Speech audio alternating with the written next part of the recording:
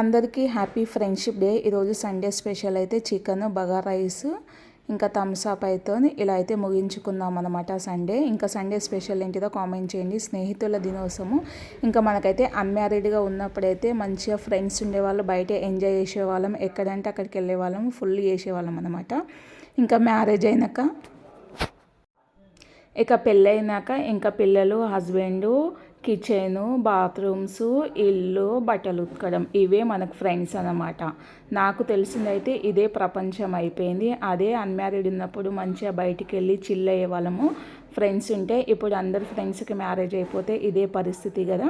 ఇంకా ఈరోజైతే సండే అయితే ఈ విధంగా స్పెషల్గా అయితే వేసుకున్నాము. దీంతోపాటు కొంచెము కబాబు గుటే వేసుకున్నాను.